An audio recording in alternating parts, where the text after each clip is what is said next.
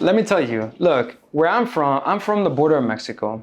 The Rio Grande separates Laredo from Nuevo Laredo, our sister city. I can see the Rio Grande from where I used to work as United States Attorney. And to me, I don't see it as a border because I consider myself an outdoorsman. I love the outdoors. I see that river as coming from the Colorado.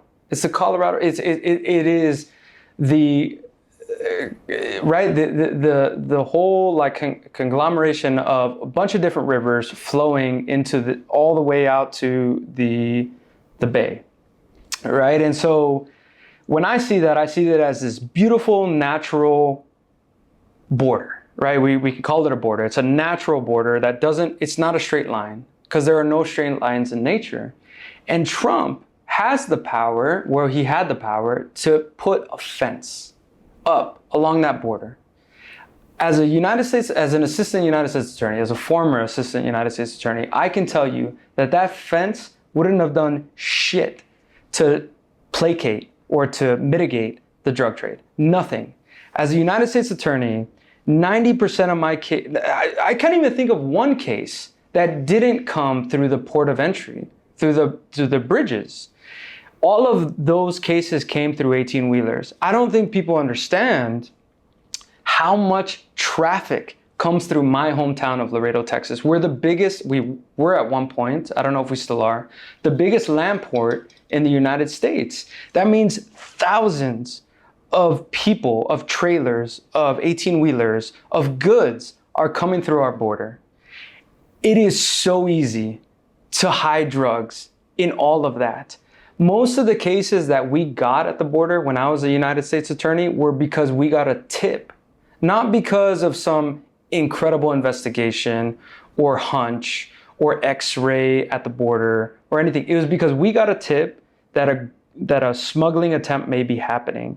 That was the majority of our cases. Not all of our cases, the majority of our cases. There are quality investigators at the border that do their checks and do find random illegal goods stored within spinach, strawberries, whatever. I've seen everything, candy, gas tanks, gasoline, whatever it is, chemical bottles, everything. I've seen drugs, meth, heroin stored in any way that you can think of.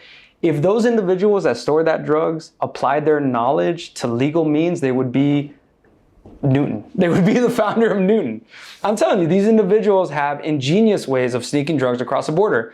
Not one single significant drug case that I ever handled in my approximately 3 years as a United States attorney came across the river. The border wall is complete bullshit.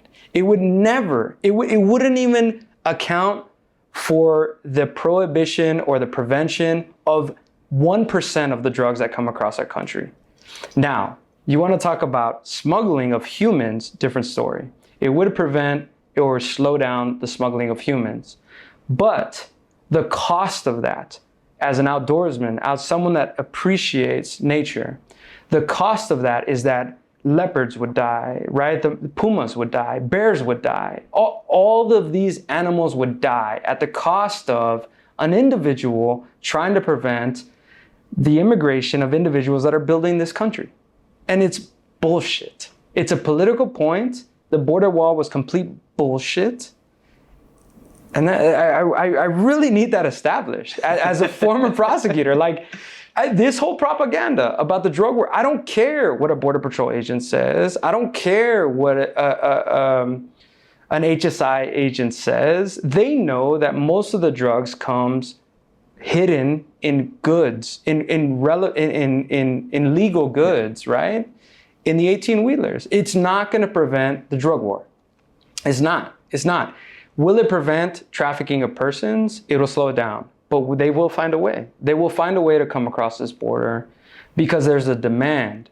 There are hardworking individuals building this country.